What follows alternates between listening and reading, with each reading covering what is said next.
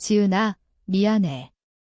나 이제 너 없이 못 살 것 같아. 민지의 목소리가 떨렸다.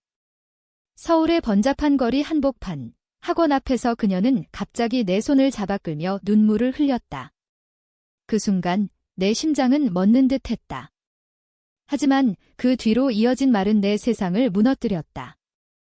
그런데 수연 선생님과 나 그녀를 사랑하게 됐어. 김지은 18살, 여고 3학년. 나는 평범한 서울 여고생이었다. 압도적인 입시 압박 속에서 매일 학원에 다니며 꿈을 키웠다. 하지만 내 인생의 진짜 빛은 이민지였다.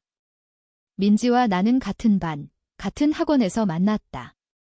그녀의 미소는 내게 봄바람처럼 스며들었다. 한국 사회에서 레즈비언으로 사는 건 쉽지 않았다. 부모님의 기대, 친구들의 시선, 보수적인 문화가 우리를 올가매었다. 그래도 우리는 몰래 사랑을 키웠다. 한강공원에서 손을 잡고 산책하거나 카페에서 속삭이듯 대화하는 그 순간들이 내게 유일한 안식처였다. 민지와의 첫 만남은 1년 전 학원에서였다. 그 학원은 서울 강남의 유명한 입시 학원으로 박수연 원장이 운영했다. 수연 원장은 30대 후반의 매력적인 여성이었다. 날카로운 눈매와 부드러운 미소, 그녀는 학생들을 끌어당기는 카리스마가 있었다. 여러분, 꿈을 포기하지 마세요. 나처럼 노력하면 뭐든 이뤄낼 수 있어요. 그녀의 강의는 항상 감동적이었다. 하지만 나는 그녀를 그냥 선생님으로만 봤다. 내 눈에는 오직 민지만 있었다. 민지와 나는 학원에서 첫 자리를 차지하려 경쟁했다. 학원의 맨 앞자리, 그곳에 앉으면 원장의 특별 지도를 받을 수 있었다. 우리는 장난처럼 그 자리를 다퉜지만 사실 그것은 우리의 사랑을 숨긴 핑계였다. 지은아, 오늘은 내가 앉을게. 민지가 웃으며 말하면 나는 일부러 져주곤 했다. 그 자리는 우리의 첫사랑 상징처럼 됐다. 하지만 그날 모든 게 변했다. 학원 수업 후 민지가 사라졌다. 그녀를 찾으러 원장실로 갔을 때 문틈으로 보인 광경은 충격이었다. 수연 원장이 민지의 어깨를 감싸 안고 있었다. 민지야, 내가 정말 소중해. 원장의 목소리가 달콤하게 울렸다. 민지는 고개를 숙인 채 눈물을 흘리고 있었다. 나는 문을 벌컥 열었다. 무슨 일이에요? 내 목소리가 갈라졌다. 수연 원장은 태연하게 웃었다. 아, 지은이구나. 민지가 좀 피곤해서 쉬게 해주고 있었어. 하지만 민지의 눈빛은 달랐다. 죄책감과 혼란으로 가득했다. 그날 밤, 민지가 내게 털어놨다. 수연 선생님이 나를 특별히 챙겨주셨어. 처음엔 감사했는데 점점 감정이 생겼어. 그녀의 말은 칼처럼 내 가슴을 찔렀다. 반배, 우리 사랑의 배신이었다. 한국 사회에서 레즈비언 사랑은 여전히 금기였다. 특히 학원처럼 경쟁적인 환경에서 부모님들은 자녀의 성적만 신경 썼고 감정은 사치였다. 나는 민지를 붙잡으려 애썼다. 민지야, 우리 처음부터 다시 시작하자. 선생님은 어른이잖아. 그건 착각일 거야. 하지만 민지는 흔들렸다. 수연 원장은 부유하고 성공한 여성이었다. 그녀는 민지에게 장학금을 약속하며 내 미래를 내가 책임질게 라고 속삭였다. 그것은 단순한 유혹이 아니었다. 사회적 압박 속에서 민지는 안정된 미래를 꿈꿨다. 며칠 후 학원에서 충돌이 일어났다. 나는 수연 원장을 찾아갔다. 민지를 놓아주세요. 그녀는 제 거예요. 내 말에 원장은 웃었다. 지은아, 사랑은 자유야. 민지가 선택한 거지. 그 말에 분노가 치밀었다. 우리는 말다툼을 벌였고 원장은 나를 학원에서 쫓아내려 했다. 너처럼 방해하는 학생은 필요 없어. 그날 나는 집으로 돌아와 울었다. 부모님께 털어놓을 수 없었다. 그들은 공부나 해라고만 할 터였다. 민지와의 만남이 줄었다. 그녀는 원장과 더 가까워졌다. 나는 외로움에 사로잡혔다. 서울의 밤거리를 헤매며 한강 다리에서 바람을 맞았다. 왜 나한테 이런 일이 눈물이 흘렀다. 하지만 포기할 수 없었다. 나는 민지를 되찾기로 결심했다. 학원 근처 카페에서 그녀를 기다렸다. 민지야, 제발 돌아와. 그녀는 망설였다. 지은아, 미안해. 하지만 수연 선생님이 나를 이해해줘. 그 말은 내 심장을 찢었다. 고조되는 감정 속에서 나는 원장의 비밀을 파헤치기 시작했다. 수연 원장은 과거에 비슷한 스캔들이 있었다는 소문을 들었다. 그녀는 학생들을 이용해 자신의 외로움을 채웠다. 한국의 학원 문화, 그 이면이었다. 과도한 경쟁과 감정적 공허. 나는 친구들에게 조언을 구했다. 지은아, 조심해. 원장은 영향력이 커하지만 사랑은 나를 멈추지 않았다. 갈등은 점점 깊어졌다. 민지는 학원에서 첫 자리를 원장 옆으로 옮겼다. 그것은 상징적이었다. 우리의 사랑 자리가 빼앗긴 셈. 나는 학원을 그만두고 다른 곳으로 옮겼지만 마음은 여전했다. 서울의 지하철에서 민지를 우연히 마주쳤을 때 그녀의 눈은 피했다. 지은아, 이제 그만해. 이 그녀의 말은 차가웠다. 수연 원장의 영향력은 컸다. 그녀는 민지의 부모님을 설득해 민지가 재능 있어요. 특별 수업을 해줄게요 라고 했다. 민지의 집은 중산층, 입시에 목매는 전형적인 한국 가정이었다. 부모님은 기뻐하며 동의했다. 나는 그 사실을 알자 절망했다.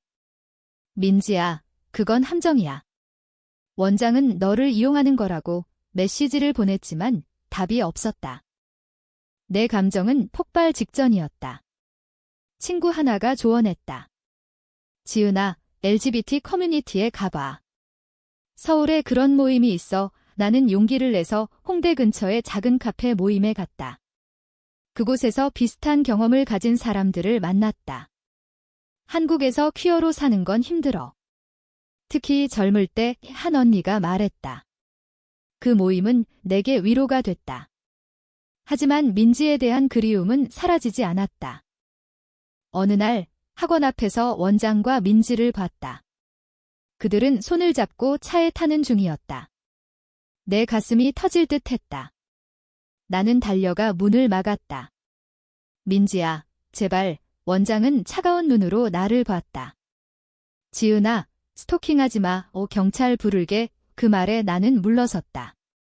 하지만 그날 밤 민지로부터 메시지가 왔다. 지은아, 도와줘. 나 잘못된 선택이었어.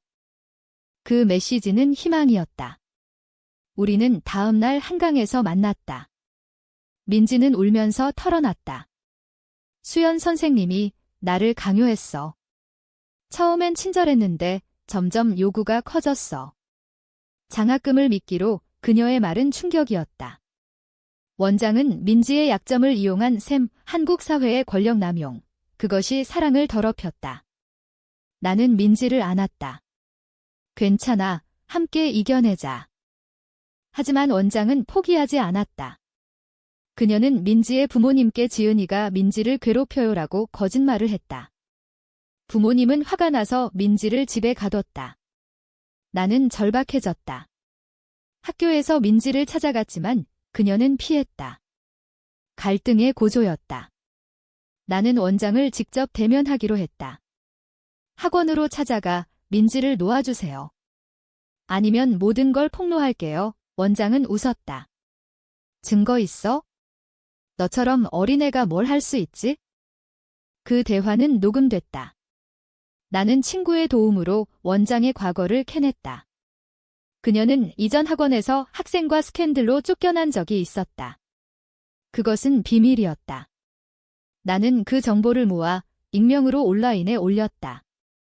한국의 인터넷 문화, 그것은 빠르게 퍼졌다. 네티즌들은 분노했다. 학원장 학생 유혹. 실화냐, 댓글들이 쏟아졌다. 원장은 당황했다. 그녀는 나를 불러 지은아, 그만해. 합의하자라고 했다. 하지만 나는 거부했다. 민지를 돌려주세요. 그날 학원에서 큰 소란이 일어났다. 민지가 나타나 원장에게 소리쳤다. 선생님, 그만해요. 저 지은이를 사랑해요.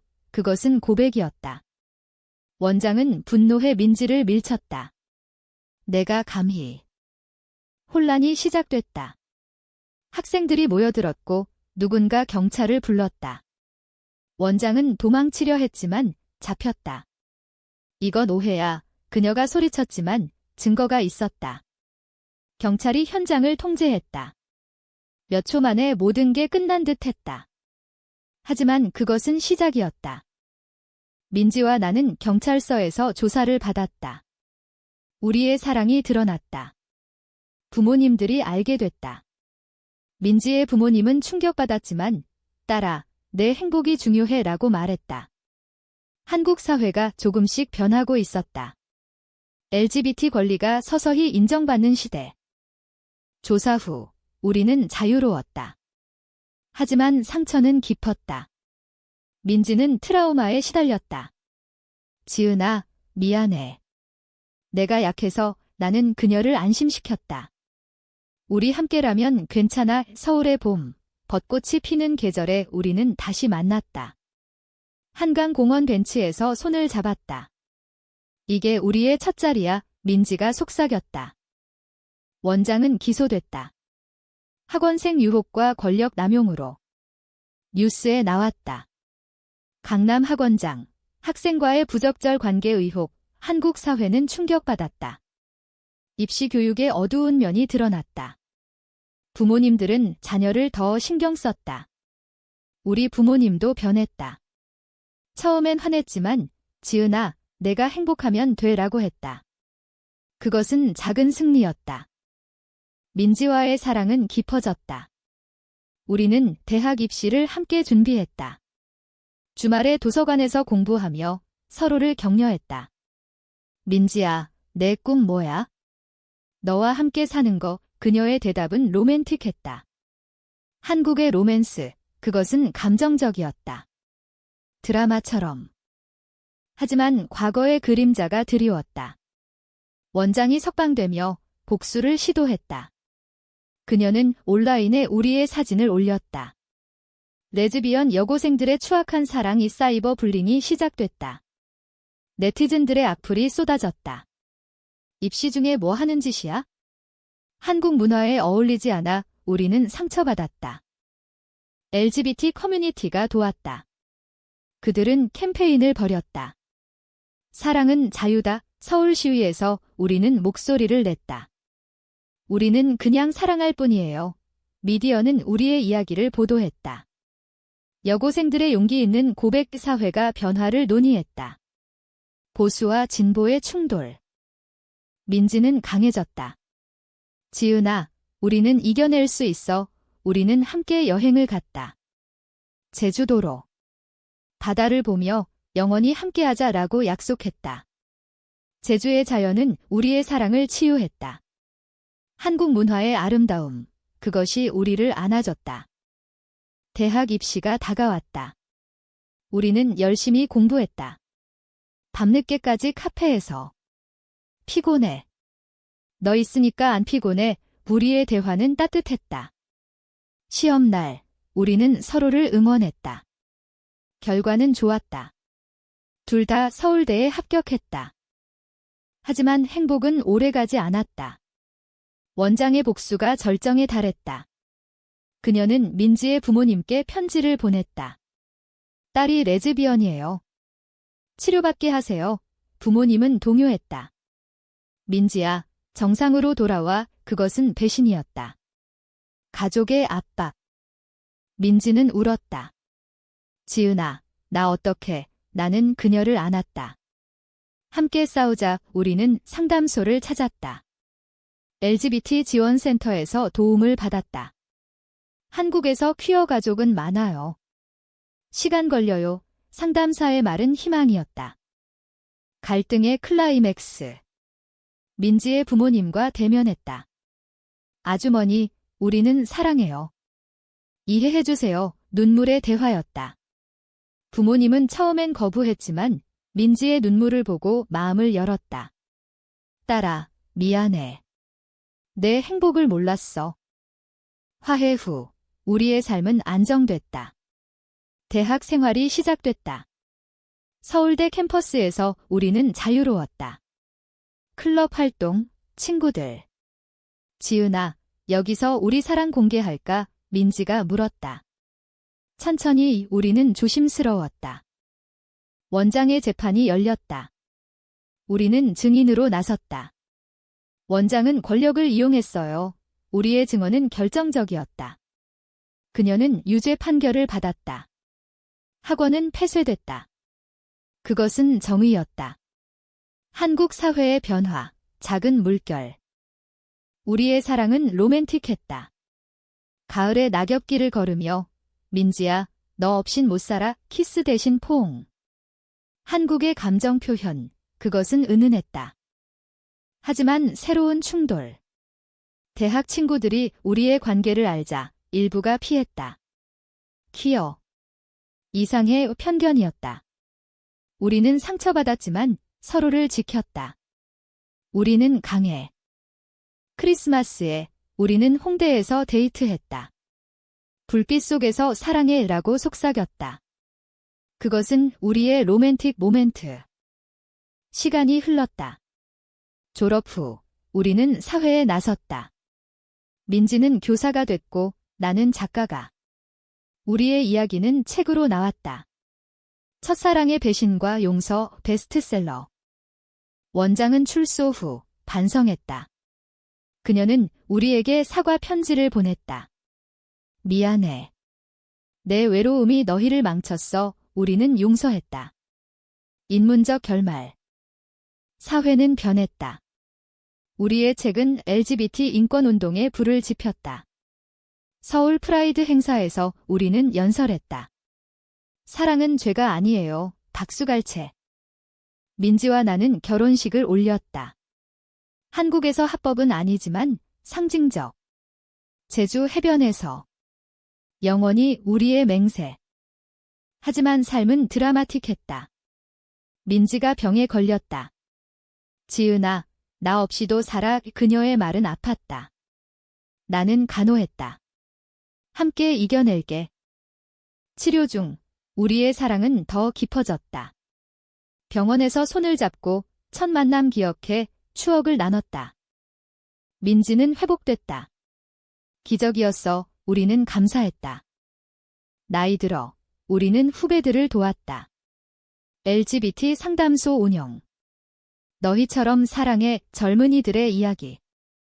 우리의 삶은 인문적이었다. 배신과 용서, 사랑의 승리. 결말은 따뜻했다. 노년의 우리는 한강 벤치에 앉아 우리 첫자리 일을 회상했다. 벚꽃이 피었다. 민지야, 고마워.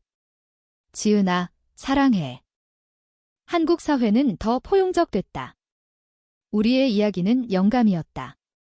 사랑은 국경 없고 성별 없고 그냥 사랑. 끝. 인문적 메시지. 배신 속에서도 용서는 가능하다. 사랑은 승리한다.